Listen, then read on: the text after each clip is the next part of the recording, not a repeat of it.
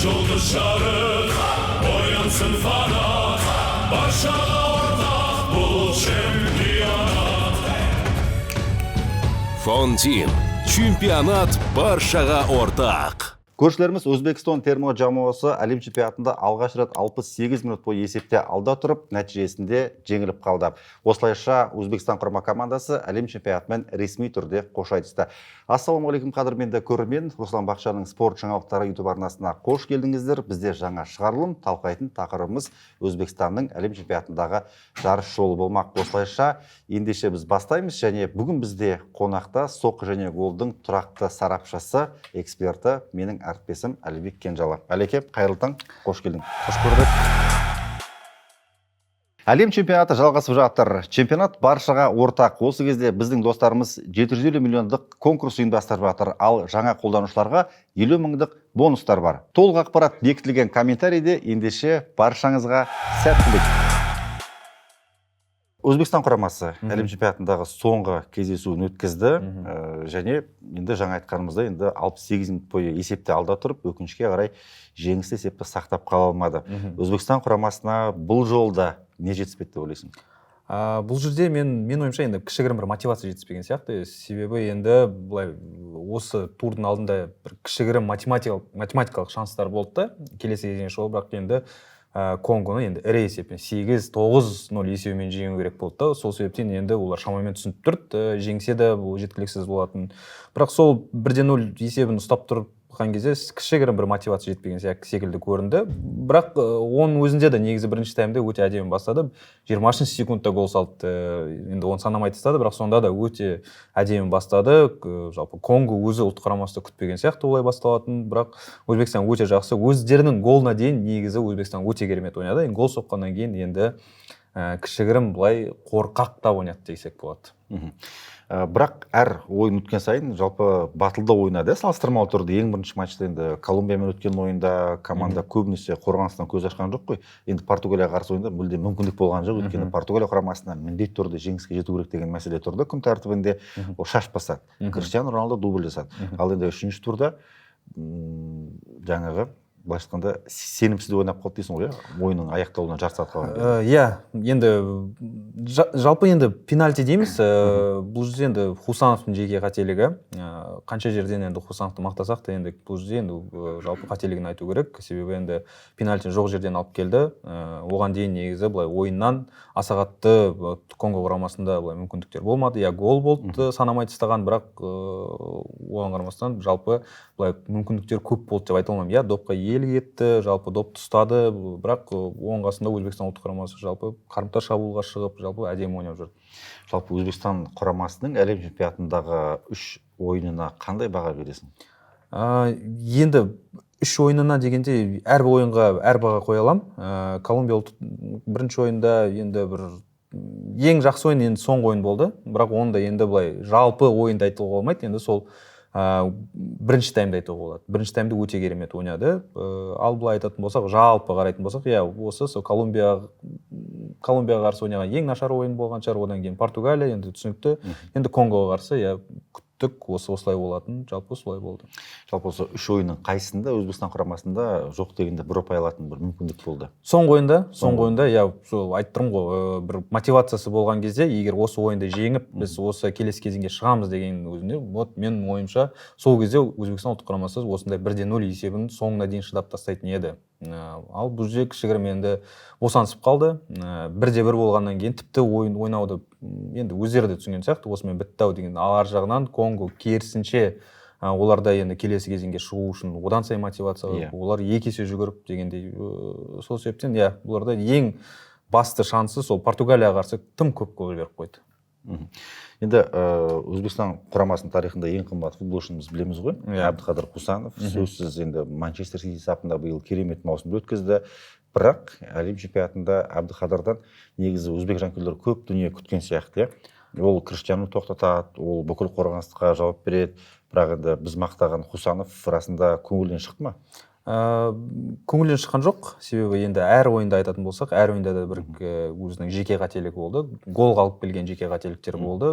Енді өзінің ұлттық құрамасына ең сенімді деген ойыншысы қателіктер жібергеннен кейін енді жалпы жанкүйерлердің де бір енді көңілге онша емес болған. Өзі Хусановтың өзі де бір сары қағаз алып қалды осы ойында. 2 сары қағаз алды осы турнирде. Иә, осы турнирде 2 сары қағаз алды.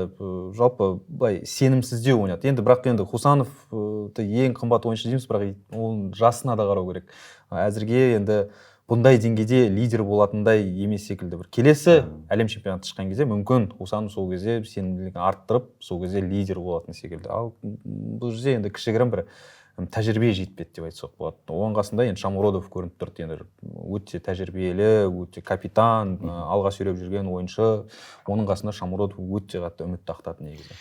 Матчтан кейін Канавара баспасөз мәслихатында былай деді ғой, енді Өзбекстан құрамасы үшін бұл расында үлкен тәжірибе болды. Мен үшін де бапкер ретінде бұл расында бір керемет тәжірибе болды деп ойлаймын. Ойыншылардың ешқайсысын жазғырмаймын, бәріне алғыс айтамын. Жігіттер барын салды деді. Енді Канавароның жеке өзім айтайын, осы қызметіне тағайындалған кезде ең бірінші болып пікір білдірген өзім едім. Жалпы әлеуметтік желілерде алғашқылардың бірі болып. Мен қарсы болдым. Не себепті Канавароны дайын асқа тық қасық деп дайын маманды қоя салды. Ол кісінің ешқандай да пайдасы болған жоқ. Бірақ енді бұл менің ойымша бір маркетинг жағынан керек болған сияқты Өзбекстан құрама командасына. Десе де Сречко Катанистің, сондай-ақ Тимур Кападзенің еңбегін біз ұмытпауымыз керекпіз. Және Өзбекстанда да айтып жатыр екен ғой қазір. Негізі Канаварасыз-ақ өзіміздің Кападземен де осындай ірі есеппен жеңілетін ақ қой. Не себепті Канавараны алып келді деп. Жалпы Өзбекстанның федерациясының енді басшылығының осы бір жүрісі қаншалықты дұрыс болды деп ойлайсың? Жалпы оған енді Равшан Ирматов та жауап берген сияқты болды. Канаварын алып келген кезде бізге осындай әлем чемпионаттарында тәжірибесі бар адам керек. Сосын қорғаныста енді жалпы аутсайдер командамыз ғой, енді бізге енді қорғаныста ойнау керек, сол қорғаныста ойынды құрастырып беретін сондай бір бапкер керек деді. Енді Канавар қорғаушы сөйтіп алып келді. Енді бұл жерде өзбек жанкүйерлерінің ең сын айтатыны енді бірінші жалақысы 4 миллион евро. Қаншалықты шын өтірігін білмеймін, бірақ 4 миллион деп жазылып тұр. 4 миллион және енді мына жақта тұрақтылық болған жоқ. Қорғаныс шебінде бір ойында Абдулаевты шығарды, мына жақта Орозовты шығарды. Шабуыл шебінде де бір ойында Хамдамов шығарады, бір ойында Урунов шығарады. Бір тұрақтылық болған жоқ бастапқы құрамда. Негізі бір сол тұрақтылық жетіспеді. Өзіне сенімділік жеткен жоқ. Қандай ойыншыларға мен сенімді арта аламын деген сияқты. Өте көп жалпы қақпашыны да бірінші ойыннан кейін ауыстырып тастады. Өткір Юсуповтың орнына Немятов шықты қалған 2 ойынға. Сол себептен бір кішігірім өзіне деген бір сенімділік болған жоқ. Ойыншыларға да сенімділік болған жоқ. Сол үшін сынауға болатын секілді. Бірақ мен үшін Канаварын ең үлкен жалпы мен плюс қоятын едім. Бұл жерде енді 26 ойыншы барды ғой.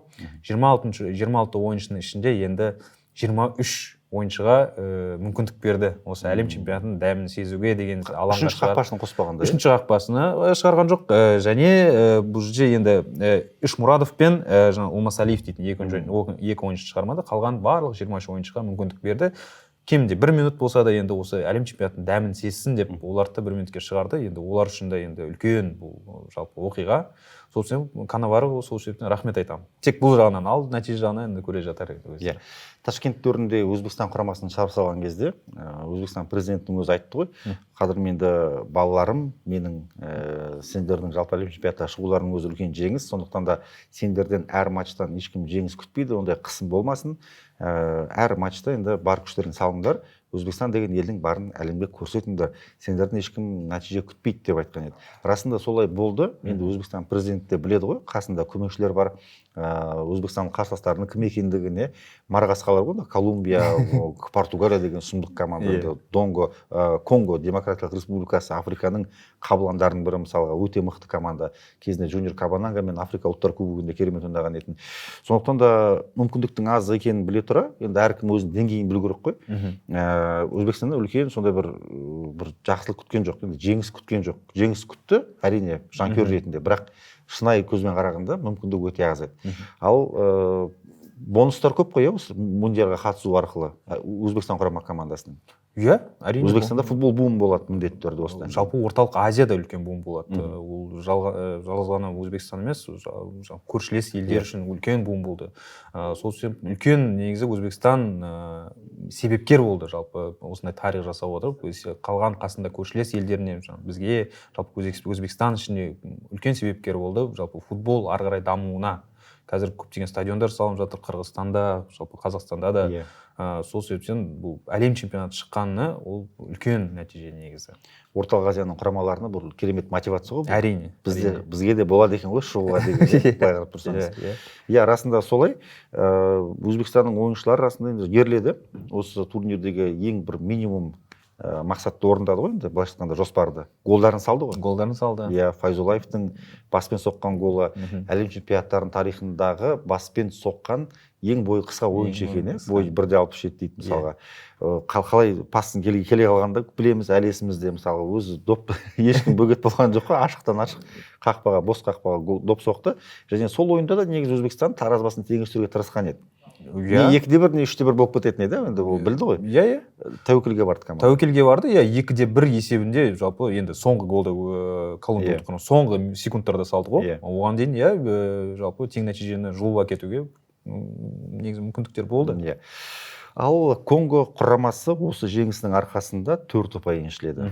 Сөйтіп, 3-ші орынмен былайша айтқанда әлем чемпионатының плей-офф кезеңіне жолдама алды. Иә, тарихи нәтиже жалпы африкалық құрама үшін. Олар да әлем чемпионатына екінші рет келіп жатыр. Бірінші рет 1974 жылы бұлар басқа мемлекет атымен, Заир атты мемлекетмен келді. Ол же топтық кезеңмен шектелді. Қазір енді топтық кезеңнен шығып, ары қарай өтті. 4 ұпаймен жалпы олар үшін тарихи нәтиже. Жалпы Конго Португалиямен тең нәтиже ойнауы, содан кейін енді осы топтан шығу дейтін жалпы жақсы нәтиже.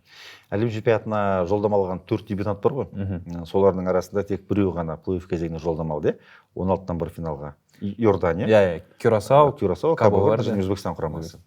Кабо Верде 16-тан бір финалда Аргентинамен кездесетін болды. Ол түсінікті болды. Бірер күн бұрын біраз уақыт бұрын. Енді 4 дебютанттың ішінде таңғалдырған Кабо Верде ғой. Әрине Кабо Верде жалпы нәтижесімен емес, жалпы ойынымен, батыл ойынымен ешқандай сенсация болған жоқ. Жалпы олардың да тобында бір қатты бір жеңіл болды деп айтуға болмайды. Иә, олардың тобында да жалпы Уругвай секілді командалар болды. Уругвай, Испания секілді командалар.